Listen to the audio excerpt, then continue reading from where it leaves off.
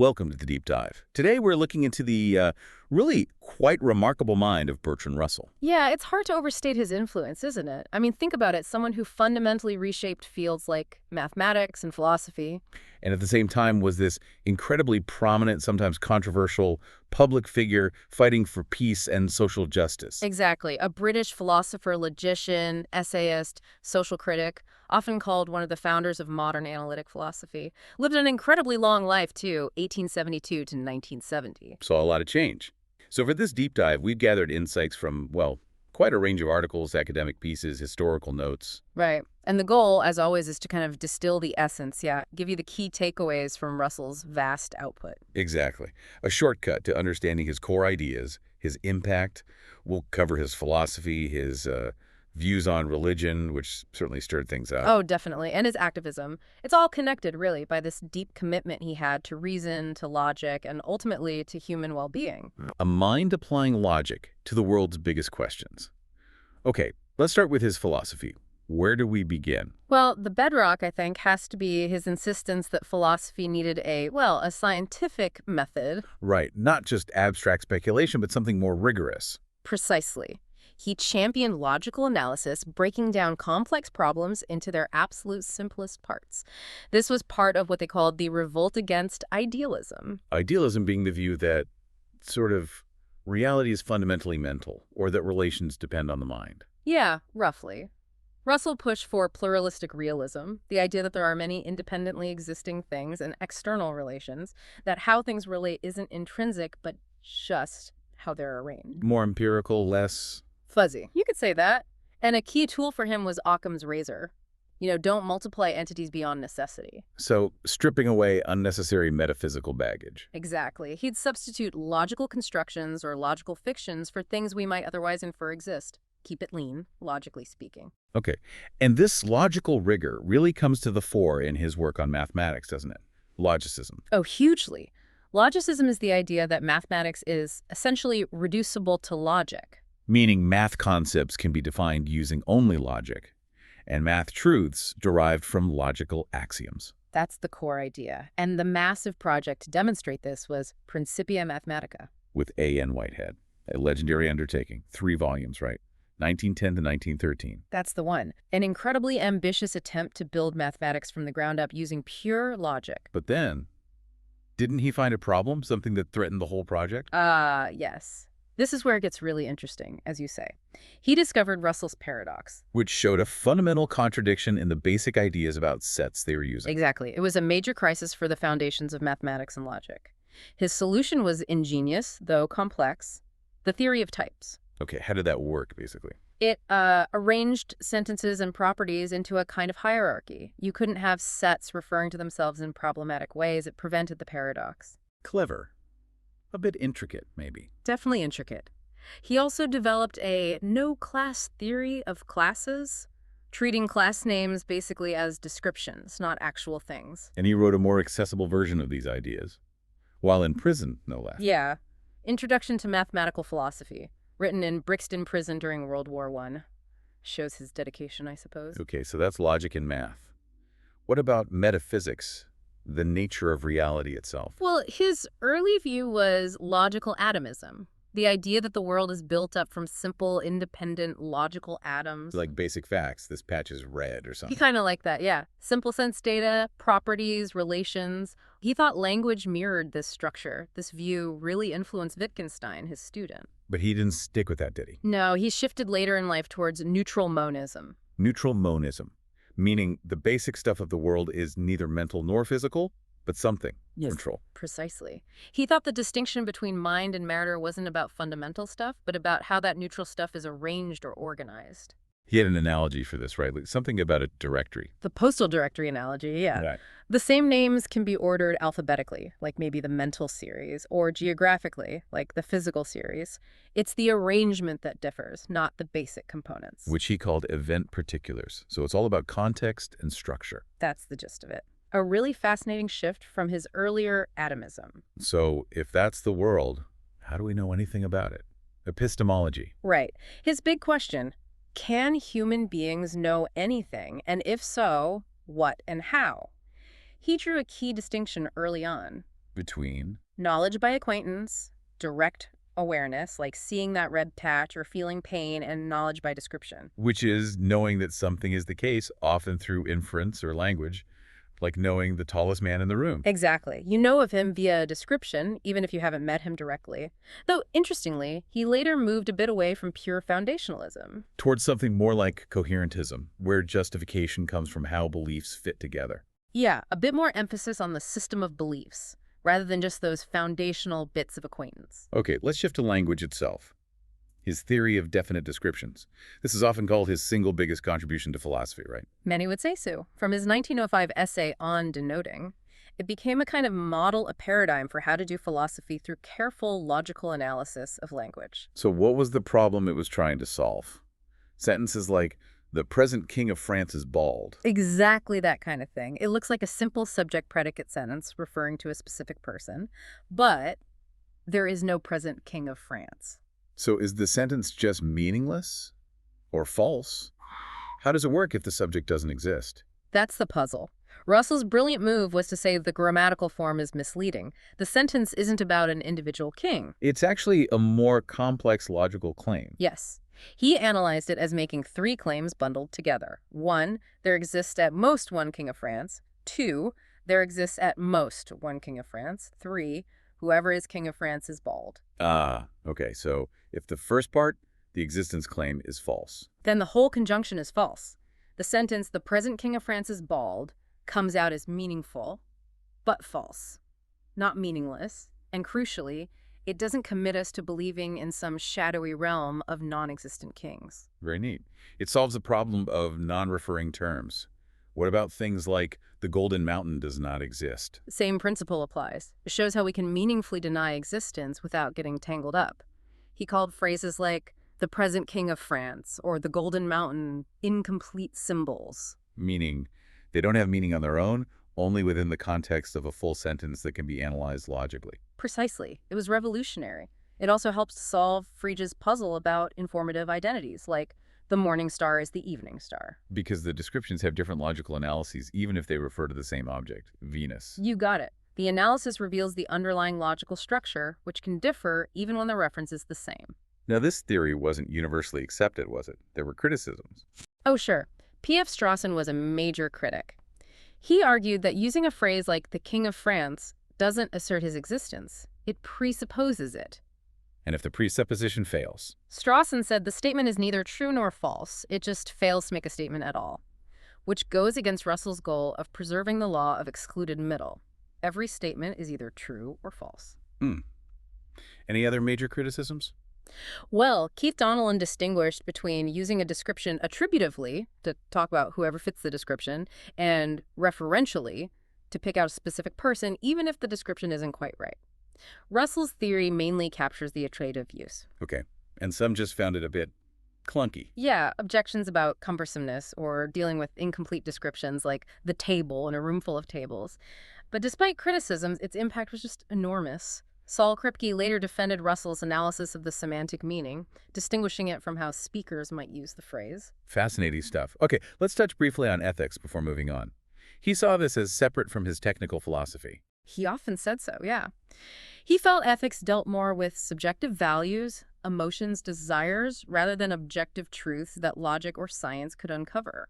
But his views evolved, didn't they? From a kind of utilitarianism. Initially, yes, aiming for the happiness of mankind. But later he adopted a more human view that ethical statements express feelings or desires. They aren't statements of fact. You can't strictly prove them right or wrong. Yet he still offered a vision for a good life. Absolutely. Despite the philosophical separation, he cared deeply about how people should live. His famous line captures it.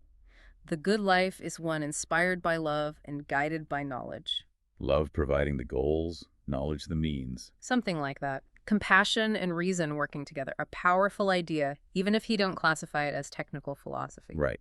Let's pivot now to his religious views, which were, well, they certainly weren't shy. How did he actually identify himself? It's interesting. Philosophically, he often called himself agnostic. He couldn't rigorously disprove God's existence, just like he couldn't disprove his teapot analogy, which we'll get to. But practically speaking, He said that for the ordinary man in the street, he'd call himself an atheist.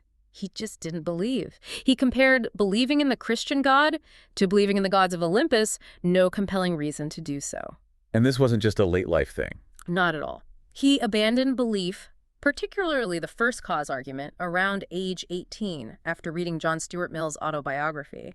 It was a foundational shift for him early on. And he didn't just disbelieve quietly. He actively critiqued the arguments for God's existence. Oh, systematically. Take the first cause argument. If everything needs a cause, why doesn't God? And if God can exist without a cause, why can't the universe itself? Fair point. What about the problem of evil? He found it a powerful objection. If God is all good and all powerful, why create a world with so much suffering, earthquakes, disease, not just human sin? Yeah. Wouldn't that make God responsible? He had issues with the ontological argument too, right? The idea that God must exist by definition of being perfect. Yeah, he thought it fundamentally misunderstands logic. Existence isn't a property like being powerful or being good that you can just include in a definition to make something real. And the argument from design, the idea that the complexity of the world implies a designer. He felt Darwin had pretty much dealt with that. Organisms adapt to their environment. It's not that the environment was perfectly designed for them. Plus, he'd point to all the imperfections and cruelty in nature, hardly the work of a perfect designer. What about natural laws? Some argue they imply a lawgiver. Russell saw that as confusing two different kinds of law. Scientific laws are just descriptions of how things regularly behave. They aren't commands like human laws. Gravity doesn't tell the apple to fall. Okay, and the argument from morality, that we need God for objective morals. He used a version of Plato's Euthyphro dilemma. Is something good because God commands it? If so, God's goodness is arbitrary good, just means whatever God wants. Or does God command it because it's independently good? In which case, morality doesn't strictly depend on God's commands. Exactly. Morality exists separately. He also wasn't convinced by the idea that an afterlife is needed to remedy injustice. No, he saw zero evidence for it and thought it was wishful thinking. His analogy was great. Finding the top layer of oranges in a crate is bad doesn't mean the bottom layer must be good just to make things fair. You need evidence. And finally, personal religious experience. He was skeptical. People are prone to error, wishful thinking, misinterpretation. Subjective feelings aren't reliable evidence for objective reality, in his view. Which brings us back to the teapot. Explain that famous analogy. Right, Russell's teapot. He said, imagine he claimed a china teapot is orbiting the sun between Earth and Mars, but it's too small to be detected by any telescope. Okay. You couldn't disprove him. But, he argued, it would be absurd to think that just because you can't disprove it, we should seriously entertain the idea, or that the burden of proof is on the doubter. The burden of proof lies with the person making the extraordinary claim. Precisely. And he extended this to religious claims. The inability to disprove God doesn't make belief reasonable. And just because a belief is ancient or widely held doesn't make it true or immune to questioning. It's a classic Russellian appeal to reason and evidence over dogma or tradition. Absolutely. And that commitment to reason and evidence wasn't just theoretical. It fueled his incredible life of activism, didn't it? Totally connected. He wrote about being driven by two main impulses: the pursuit of knowledge and an unbearable pity for the suffering of mankind. His philosophy wasn't just an intellectual game, it was a tool to try and make the world better. Starting with his pacifism, which was pretty constant, though it evolved. Yes, strong pacifist stance. It cost him dearly.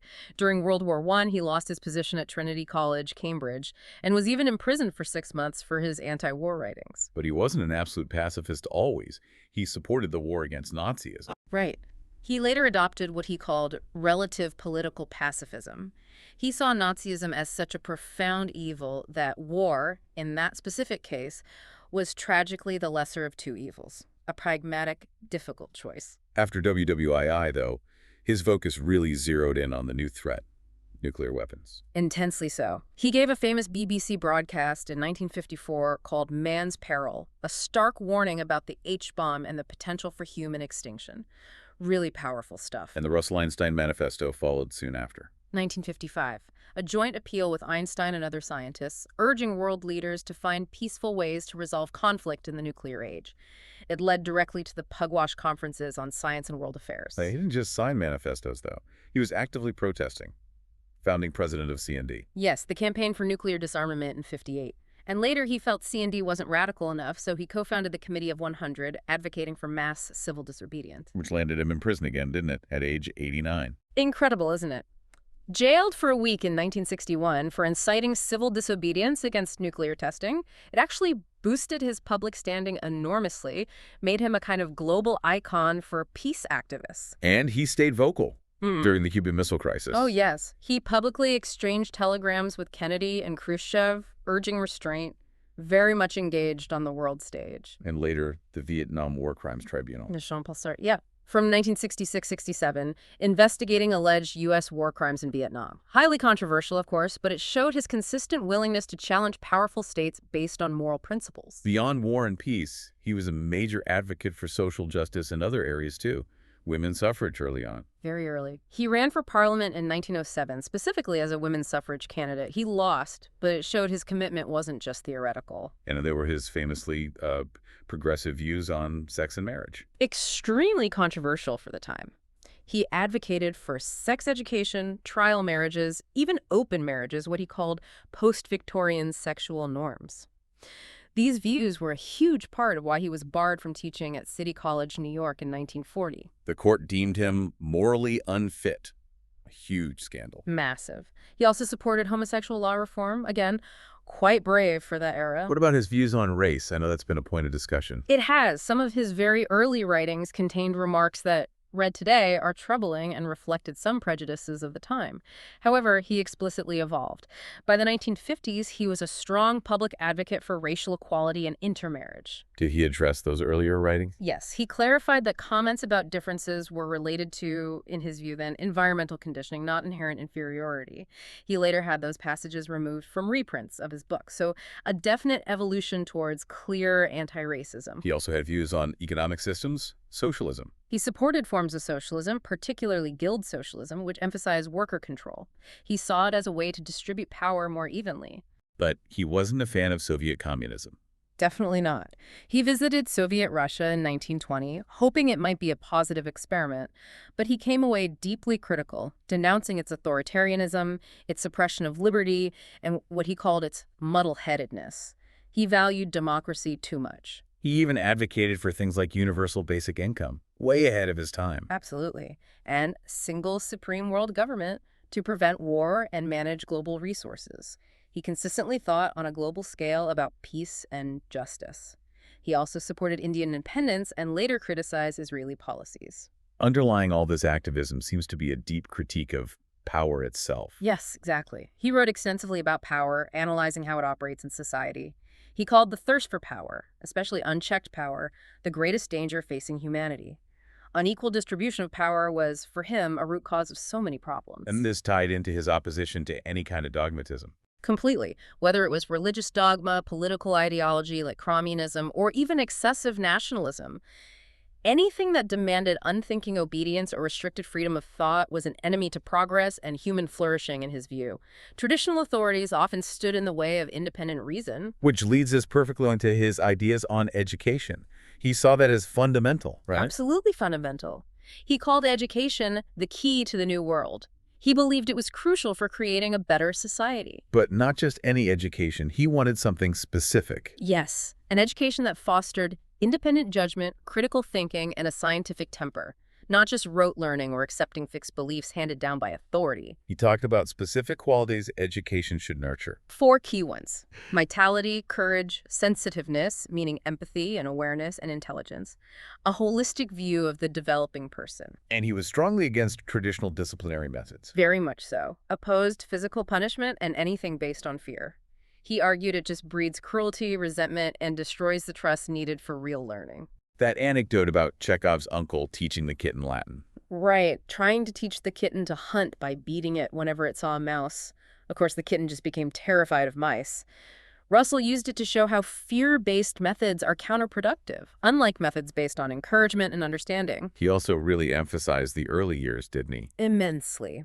He stressed the immeasurable importance of the first 5 years for character development. He was a big advocate for universal nursery schools. And open, honest sex education. Yes, from an early age. Truthful, natural, and scientific, free from shame or mystery. Again, Quite radical for his time. And he didn't just write about this stuff. He actually started a school. He did, with his second wife, Dora Black. They founded Beacon Hill School in the late 1920s, an experimental school to try and put these progressive educational ideas into practice. What was the core philosophy there? Make learning enjoyable. Exactly. Instruction should satisfy the child's natural curiosity, make learning a joy rather than a torment, and cultivate a real sense of intellectual adventure. It was about fostering free-thinking, compassionate, rational individuals. So when you look back, the sheer scope is just staggering.